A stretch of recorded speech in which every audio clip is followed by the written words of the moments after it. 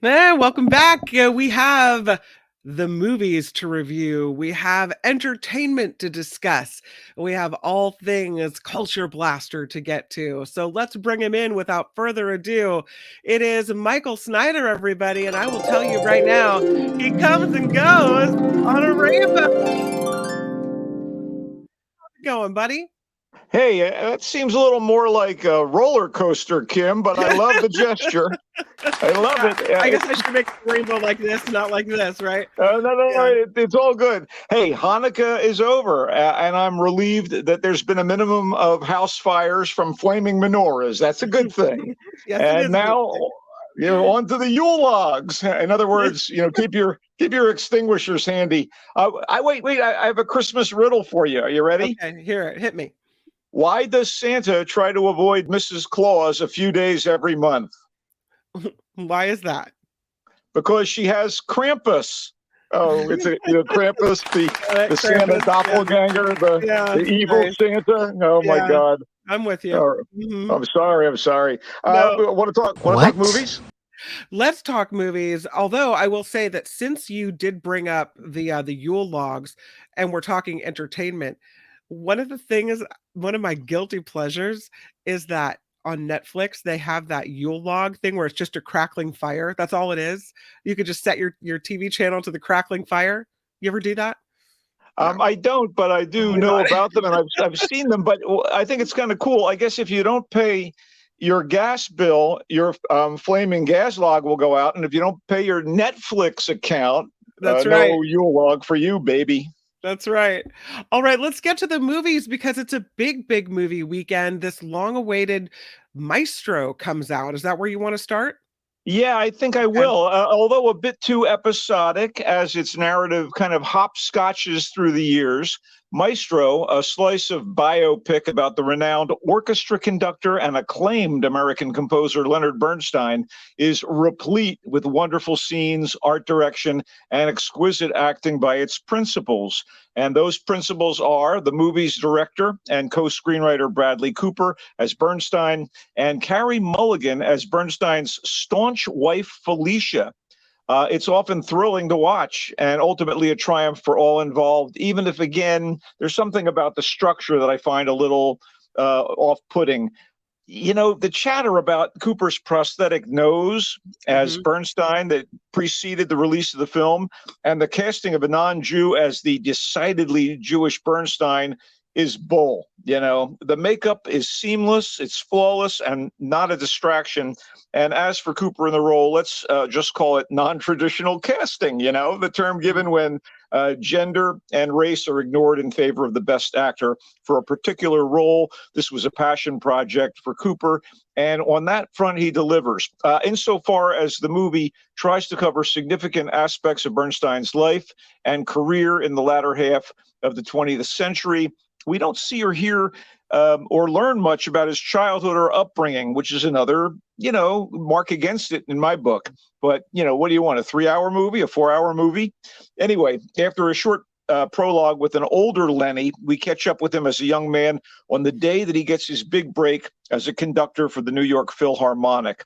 Here, I will note that the scene begins with him waking up in bed with a handsome fellow in his age bracket.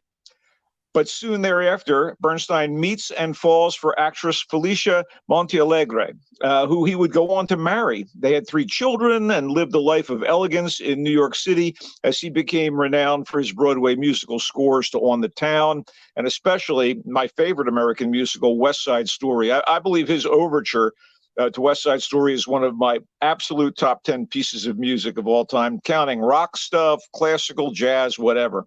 Anyway, the So guy also, was he gay? Is that what they're saying, or did he just well, like love people depending on who they he are, not their he, gender? he was definitely bisexual. Okay. Yeah, this is the guy who became America's favorite classical conductor via hosting the televised Young People's concerts. he, Yeah. he couldn't come out and say, "Yeah, sure, I love women, I love men."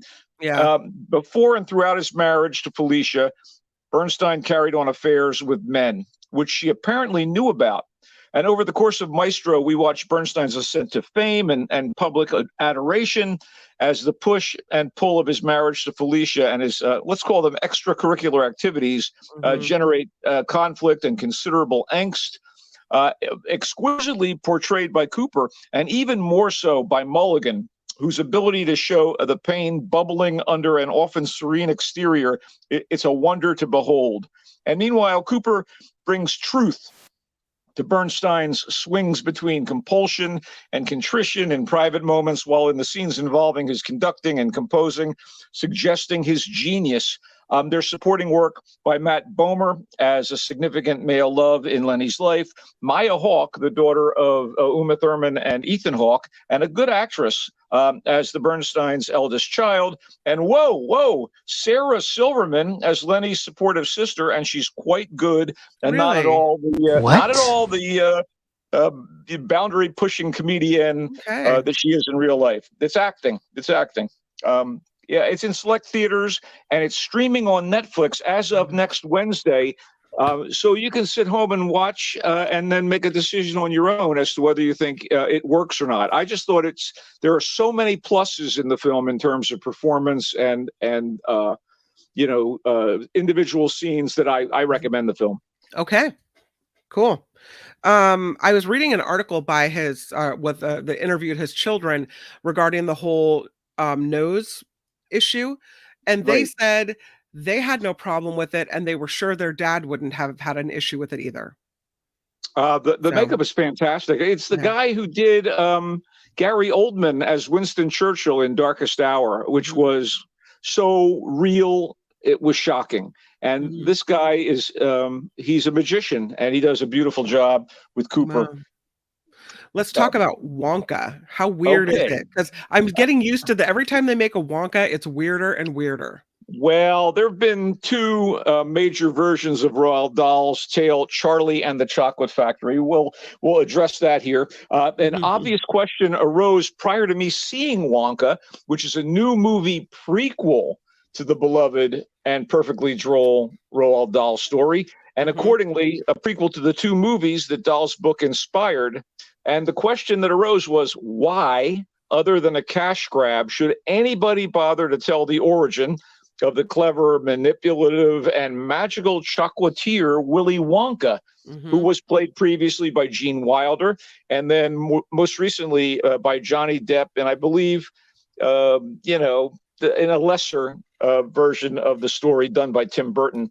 I mean, Willy is so enigmatic, especially Wilder's Willy, who is kind of this charmingly creepy combo of jocular and sinister. So despite going into the screening of Wonka with a chip on my shoulder, a chocolate chip, that is, I walked out with a big smile on my face. It may sound like I'm damning Wonka with faint praise, but I felt like it was so much better than it had any right to be, considering its conception. And there are reasons.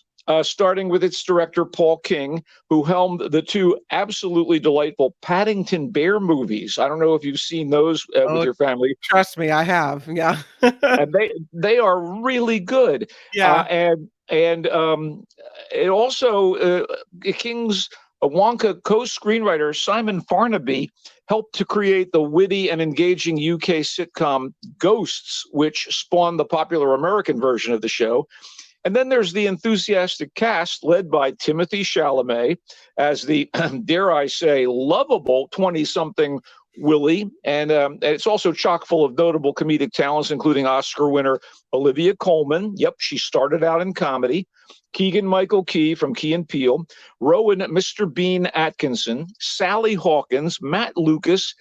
Patterson Joseph. Jim Carter, who was on Downton Abbey and so gruff and lovable there. And here he's kind of, perfectly cast as a similar type guy. And Farnaby himself and a few other members of the Ghosts ensemble cast. And here's another whoa. Hugh Grant plays an Oompa Loompa, the first Oompa Loompa that Willy ever meets. And so from the plot of Wonka, one might assume that Willy's experiences as a fledgling confectioner gave him the sometimes nasty edge of the older Wonka. I mean, he's abused by his landlady and her lover. He's undermined by a three-man London consortium of candy makers and tormented by local police who are on the take. But even when the situation turns dark for Willie, there's still kind of a sweetness to the proceedings. And the tunes, by the way, a few originals and some echoes of the classic Willy Wonka and the Chocolate Factory favorites, Pure Imagination and the Oompa Loompa song, are pretty sweet too. For comparison's sake, I like those songs better than the original numbers in the recent Disney film Wish. Wow. So Okay. it could never replace the Gene Wilder movie in our hearts. It's not the Willy Wonka film we wanted or needed, but Wonka is very good holiday fare with some laughs and cheer in store for viewers. It's in theaters. Can we talk American Fiction? We can. And now we're talking about a movie I like way better than either of those films that we just discussed. The debut feature film from director-screenwriter Cord Jefferson, American Fiction, is a spiky, funny, and savvy gander at the impact of race, social status, and virally charged public perception in the digital world that has the extra advantage of having Jeffrey Wright in the lead role. Jeffrey Wright from Westworld. I mean, I could rattle off a bunch of credits, but he's fantastic. I will say he's Felix Leiter, this CIA agent and buddy to James Bond and the Daniel Craig movies, for those of you who are having a tough time figuring out who Jeffrey Wright is. Okay, so here's the premise. A gritty novel written in vernacular and purportedly inspired by the real-life inner-city experiences of the author is in fact the work of Monk, an intellectually evolved but self-important Black scholar and writer from a well-to-do and somewhat dysfunctional family. Monk, of course, is played by Wright. So, embittered by a forced hiatus at the university where he teaches and frustrated by his inability to deliver an acceptable manuscript of his typically high-toned fiction, his agent is not happy with what he's getting, nor is the publisher. Monk cranks out this faux ghetto memoir. Although done as a contemptuous joke, the book actually gains notoriety by accident and becomes a sensation, throwing Monk into an, I guess you'd call it uncharted territory.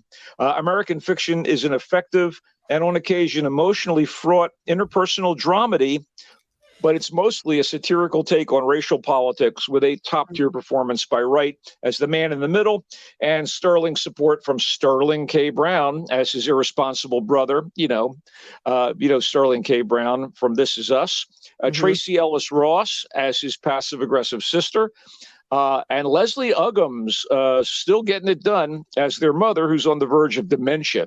So the impending firestorm that's going to result from certain revelations in the movie serves as a ticking clock, which might be uncommon in a film like this. And nonetheless, it works. Wright is as impressive as usual. And American Fiction makes Jefferson's points about stereotyping and the carousel of fame with what we'd call crackling wit and fearlessness. American Fiction is in theaters. I loved it. Cool. I think we have time to squeeze in Zone of Interest. Well, let's do so then. Oddly enough, the British submission for the Oscars Best Foreign Film Award is not in English. It's The Zone of Interest, a chilling and rightfully chilly juxtaposition of the mundane, albeit privileged family life and unspeakable evil of a concentration camp next door to where these people live. Director and co-screenwriter Jonathan Glazer has adapted the eponymous novel by Martin Amis, but the movie, The Zone of Interest, has I call it the fetid air of nonfiction in its depiction of Rudolf Höss and his family. So Höss is the SS officer serving as the commandant of the Auschwitz concentration camp. Can I ding you? Can I ding you for fetid? I'll ding you for that. If you want. His wife Hedwig, and their wholesome-looking family live their comfortable lives in a nicely appointed house next door to the camp with its ovens belching smoke and the occasional sound of gunfire. Occasionally the wails of the prisoners can doubtless be heard from behind the camp walls, even as the Huss family and their servants entertain guests in the garden by the house. The fact that the entire presentation is delivered in a dispassionate style, very matter of fact, just ratchets up the discomfort as you watch everyday activities in the shadow of true horror. So Christian Friedel and Sandra Huller as Rudolph and Hedwig are the embodiment of the phrase banality of evil as they go about their lives at home while a nightmare plays out next door. The Zone of Interest looks at the Holocaust from a different perspective, which doesn't lessen this terrible stain on history. It's not easy viewing, but I think it's essential, and another one of the best movies of the year. The Zone of Interest is in theaters, select theaters this weekend, and opening in other cities such as San Francisco within the next week or so, I think. Am I pushing it if I try to squeeze in The Taste of Things? I think you should squeeze it in because it's another of my favorite films of the year. Squeeze. Let's get it in. Okay, this is a beautiful, passion-infused, and appetite-sharpening mix of Belle Epoque period drama, love story, and foodie movie. I think you're going to really adore The Taste of Things, Kim. It's set in the Sylvan French countryside circa 1885 and features the incandescent Juliette Binoche as Eugenie, a blithe woman whose kitchen skills enhance the reputation of her boss, Dodin, who is a man considered one of the great chefs of the era. By the way, it's a French foodie movie, so I will refrain from making a joke about Juliette's brioche. I just can't do it. I'm sorry. Anyway, for two decades, Eugenie has worked as a cook under Dodin, who is played by the sturdy and studly Benoit Magimel. Their collaborative cuisine has made Dodin, and to a lesser extent, Eugenie, renowned. It's evident that they have deep feelings for one another, although Eugenie won't marry Dodin. So to woo her and get her to commit to their romance, he starts preparing exquisite meals for her, and we are party to the preparation and consumption of these glorious repasts. Binoche and Magimel, with their lovely chemistry, they're just like the perfect ingredients for this on-screen feast. And if you don't salivate and or tear up while watching The Taste of Things, there's no hope for you. It's the latest movie from award-winning French-Vietnamese filmmaker Tran Anh Hung, whose first big splash was with another mix of the gustatory and the romantic, 1993's The Scent of Green Papaya. Turbulent and dramatic and delectable, The Scent of Green Papaya caused a sensation at Cannes when it was released and won a César, the French Oscar, and received a foreign language nomination at the Academy Awards. The Taste of Things is just as delicious as Green Papaya, but warmer, more whimsical, and sweeter. I ate it up. In theaters. It's in theaters. A quick recap. You say Maestro. You recommend it. You had problems with some of the structure, but you recommend. Wonka. You liked it. You thought it was worthwhile. American Fiction, you loved it. And also The Zone of Interest and The Taste of Things, two movies you say are two of the best movies of the year. American Fiction, The Taste of Things, and The Zone of Interest are all in my top films of the year. And by the way, The Zone of Interest is it has subtitles. It's in German and largely, and The Taste of Things, of course, is in French, and they should be seen in the original languages with subtitles. All I can tell you is those are good films, Kim. Those are some good movies. Well, Michael Snyder, our culture blaster, we adore you. As we head out, what do you think of the 49ers this weekend? Because I know you're going to give me your thoughts on the game, right? I think it's potentially a trap game because they have just run through the Eagles and longtime rivals, the Seahawks. But they've got to come correct. And even though they have a lot of injuries on the defense, I do believe the 49ers almost unstoppable offense should be enough to push them to a victory. And I'm hoping that no one gets hurt and that they keep plowing forward because greater challenges await, like the Ravens on Christmas Day at Levi Stadium in Santa Clara. What a game that's going to be. Don't look too far forward, though, you know. Awesome. Michael Snyder, thank you for being here. I'll see you next Friday. Michael Snyder, he comes and goes on a rainbow. That's right. Go Niners! Snyder, bye! Hi, it's Mark, and I thought that was great. Hit the notification bell, you'll know whenever there's a new video being dropped, and please subscribe to our channel to help us save the universe.